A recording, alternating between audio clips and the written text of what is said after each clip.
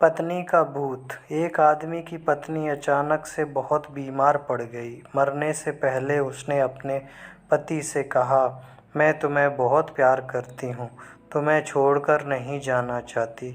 मैं नहीं चाहती कि मेरे जाने के बाद तुम मुझे भुला दो और किसी दूसरी औरत से शादी करो।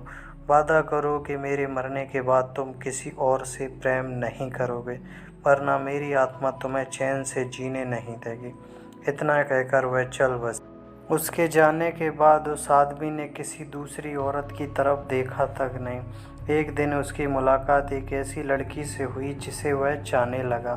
बात बढ़ते बढ़ते शादी तक आ गई और उनकी शादी हो गई। शादी के ठीक बाद आदमी को लगा कि कोई उससे कुछ कह रहा है। मुड़कर देखा तो वह उसकी पहली पत्नी की आत्मा थी। आत्मा बोली, तुमने अपना वादा तोड़ा है, अब मैं हर रोज़ तुम्हें परेशान करने आऊँगी। इतना कहकर वह गायब हो गई। आदमी घबरा गया, उसे रात भर नींद नहीं आई। अगले दिन भी रात को उसे वही आवाज़ सुनाई दी, मैं तुम्हें चैन से जीने नहीं दूँगी। मैं जानती हूँ कि आज तुमने अपनी नई पत्नी से क्या क्या बातें की। उसने आदमी को एक एक बातें बता दी जो उसने अपनी पत्नी से करी थी। अगले दिन वह शहर से बहुत दूर एक जैन मास्टर के पास गया और सारी बात बता दी। मास्टर बोले, यह प्रेत बहुत चालाक है। आदमी घबराते हुए बोला, बिल्कुल है, तभी तो उसे मेरी हर एक बात पता होती है। मास्टर बोले, कोई बात नहीं, मेरे पास इसका भी इलाज है। इस बार जब तुम्हें तुम्हारी पत्नी की आत्मा दिखाई दे तो ठीक वैसा ही करना जैसा मैं तुम्हें कहूँ। उस रात जब आत्मा वापस आई तो आदमी बोला, तुम इतनी चालाक हो कि मैं तुमसे कुछ ही नहीं छिपा सकता, और जैसा कि तुम चाहती हो मैं अपनी दूसरी पत्नी को छोड़ने के लिए भी तैयार हूँ, पर उसके लिए तुम्हें मेरे एक प्रश्न का उत्तर देना होगा, और अगर तुम उत्तर ना दे पाई तो तुम्हें हमेशा के लिए मेरा पीछा छोड़ना होगा। आत्मा बोली, मंजूर है, पूछो अपना प्रश्न। आदमी ने फौरन ज़मीन पर पड़े सारे छोटे छोटे कंकड़ अपनी मुट्ठी में भर लिए और बोला, बताओ मेरी मुट्ठी में कितने कंकड़ हैं। और ठीक उसी समय वह आत्मा वहाँ से गायब हो गई।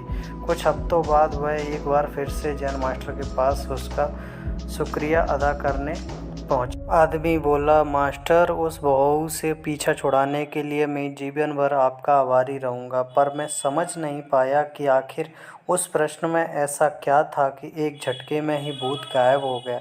मास्टर बोले, बेटा, दरअसल कोई भूत था ही नहीं। आदमी आश्चर्य से बोला, मतलब? मास्टर ने समझाया, हाँ, दरअसल दूसरी शादी करने की वजह से तुम्हें एक अपराध बोध महसूस हो रहा था, और उसी वजह से तुम्हारा दिमाग एक भ्रम की स्थिति पैदा कर तुम्हें भूत का अनुभव करा रहा था। आदमी ने पूछा, अगर ऐसा था तो वह मेरी हर एक बात कैसे जान जाता था? मास्टर मुस्कुराते हुए बोले, क्योंकि वह तुम्हारे बनाए हुआ एक भूत था, इसलिए जो कुछ तुम जानते थे वही वह भी जानता था, और यही कारण था कि मैंने वह कंकड़ वाला प्रश्न पूछने को कहा, क्योंकि मैं जानता था कि इसका उत्तर तुम्हें भी नहीं पता होगा, और इसीलिए भूत भी इसका उत्तर नहीं दे पाएगा, और तुम्हें तुम्हारे दिमाग की ही उपज से छुटकारा मिल जाएगा। आदमी अब पूरी बात समझ चुका था। उसने एक बार फिर से मास्टर को धन्यवाद किया और अपने घर लौट गया। फ्रेंड्स, कई बार हमारे मन में भी किसी पुरानी बात को लेकर गलत भावनाएं रह जाती हैं, पर अधिकतर मामलों में हम किसी पुरानी घटना को याद कर अफसोस करते हैं और कभी कभार खुद पर क्रोधित भी हो जाते हैं। ऐसा बार बार करना गलत है। अपने भूत की वजह से अपने भविष्य और वर्तमान को बिगाड़ने में कोई समझदारी नहीं है। इसीलिए अगर आप भी किसी पुरानी घटना की वजह से अपराध बोध महसूस करते हैं तो ऐसा ना करें।